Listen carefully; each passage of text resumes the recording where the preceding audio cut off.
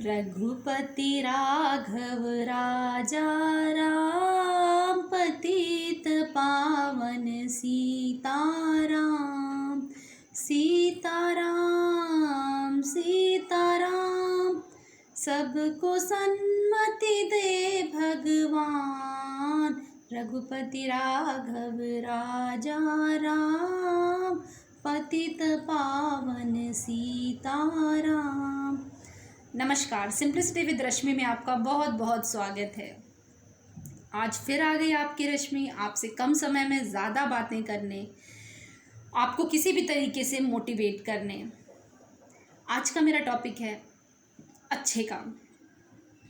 अच्छे काम क्या होते हैं? हर व्यक्ति को लगता है कि वो ही अच्छे काम करता है। जब दो व्यक्ति बैठे होते हैं तो वो सिर्फ यही बात करते हैं कि फलाना बुरे काम करता है, फलाना बुरी बातें करता है, वो व्यक्ति का काम अच्छा नहीं है, हम बहुत अच्छे हैं। तो ये अच्छा काम कौन करता है, ये डिसाइड करना या निर्णय करना सिर्फ एक के पास अधिकार है, रघुपति राघव राजा राम। मतलब भगवान को, ईश्वर को, उनको अधिकार है ये निर्णय करने का कि क्या आपका काम अच्छा है या बुरा है। हर व्यक्ति प्रयास ये करता है कि हम काम को अच्छा कर रहे हैं, लेकिन अच्छा काम आप कर रहे हो ये बहुत अच्छी बात है, लेकिन सामने वाला व्यक्ति बुरा है या काम बुरा कर रहा है ये आपका नज़रिया है। इस चीज़ का निर्णय लेने का अधिकार कभी किसी को नहीं दिया गया। मैं आपको आज जो एक छोटी सी कहानी सुनाऊंगी उससे आपको मेरी बात पे पूरे विश्वास हो जाएगा, और मुझे ज़रूर बताइएगा कि आपको ये कहानी कैसी लगी। एक राजा होते हैं जो हमेशा वेश बदलकर राज्य में घूमा फिरा करते थे और ये पता लगाया करते थे कहीं मेरे राज्य में किसी को कोई समस्या तो नहीं है। वो उस दिन भी निकलते हैं, लेकिन जैसे ही वो चौराहे पर पहुंचते हैं वहाँ पर एक लाश, डेड बॉडी, मृतक शरीर पड़ा होता है जिसको उठाने वाला कोई नहीं होता है, और चारों तरफ लोग सिर्फ आ रहे हैं, जा रहे हैं, उसको देख के चले जा रहे हैं। राजा को बहुत आश्चर्य होता है। राजा अपने मंत्री के साथ थे, क्योंकि वेश बदले हुए थे तो कोई पहचान नहीं रहा था। आने जाने वाले लोगों से राजा ने कई बार कहा कि भाई आप लोग क्यों नहीं उठा रहे हैं, क्यों इसकी मदद नहीं कर रहे हैं। तो लोग बिल्कुल अजीब सा चेहरा बना के कहते हैं अरे ये व्यक्ति अच्छा नहीं था, हम लोग इसे छू के अपना हाथ गंदा नहीं करना चाहते। राजा को और भी ज़्यादा मन में जिज्ञासा होती है कि आखिर ये व्यक्ति कौन है जिसके साथ इतना दुर्व्यवहार मेरे राज्य में हो रहा है।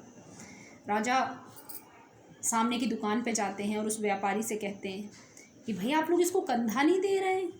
कहते हैं आप इन चक्करों में मत पड़िए, आप कहीं बाहर से आए हुए हैं, आप इस व्यक्ति को नहीं जानते, ये बहुत बुरा व्यक्ति है, ये कभी कोई अच्छे काम नहीं करता। अब राजा की जिज्ञासा और बढ़ती गई। ऐसे राजा ने 2, 3, 4 ऐसे पूछते चले गए। अंत में मंत्री से ऊब कर उन्होंने कहा कि किसी भी ढंग से आप इनके घर का पता करो और हम चलते हैं इनकी बॉडी को लेकर और ज़रा पता करते हैं कि आखिर ये व्यक्ति कौन था, कैसा था। मंत्री कहते हैं ठीक है। बहुत लोगों से पूछने पर तो उनका घर पता चला, जिसकी बॉडी को उठाया उन्होंने, मृतक शरीर को, और वो लेकर गए। जैसे ही घर पहुंचते हैं वैसे ही अंदर से एक स्त्री आती है और उस शरीर को देख के रोने लगती है, बहुत दुखी होती है। अब राजा जिज्ञासु, राजा ने बोला कि आखिर आपके पति क्या करते थे और कैसे व्यक्ति थे? कोई बाज़ार में इनका शरीर उठाने को तैयार नहीं था। उसकी पत्नी रोने लगी और उसने कहा मेरे पति बहुत अच्छे इंसान थे, दिल के बहुत अच्छे व्यक्ति थे, लेकिन मैंने ये बात उनसे पहले भी कह रखी थी कि आप इतने अच्छे हो लेकिन फिर भी आप के काम को लोग समझेंगे नहीं। तो राजा ने कहा आखिर ये कौन सा काम करते थे? कहते थे ये जाते थे शराब की दुकानों पे और 10 से 15 लीटर शराब खरीदते थे और घर लाते थे, उसे नाली में बहा देते थे। तो मैं ये कहती थी कि ये आपको करके क्या मिल रहा है? तो कहते हैं अगर मैं इस तरीके से प्रतिदिन कर रहा हूँ तो सोचो कितने लोग शराब पीने से बच जाएंगे। और रात में वो नर्तकी के घर जाते थे और उसको जो भी कमाया हुआ धन था उसे देकर कहते थे कि आज अपना किवाड़ा बंद करना और किसी के लिए भी नहीं खोलना।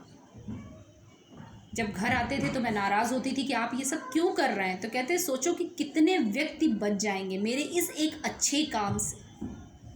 लेकिन लोगों ने उन्हें उस शराब खाने में जाते देखा और उस नर्तकी के घर जाते देखा। पूरी बात को नहीं जाना। मैंने अपने पति से ये कहा था कि लोग आपकी लाश को उठाने भी नहीं आएंगे, तो उन्होंने मुस्कुरा के मुझसे कहा था कि तुम लाश उठाने की बात करती हो, मुझे तो खुद बादशाह कंधा देने आएंगे। इतना कह के उसकी पत्नी रोने लगती है। राजा ने चूंकि अपना वेशभूषा बदल रखा था तो कोई पहचान तो रहा नहीं था, लेकिन राजा ने तुरंत हंसा, मुस्कुराया और बोला कि आपके पति झूठे नहीं थे, मैं इस राज्य का राजा ही हूँ। उन्होंने कहा कि मैं आपके पति की इस आखिरी यात्रा को बिल्कुल राजसी तरीके से करूँगा, क्योंकि आज मैं इनको जान गया हूँ।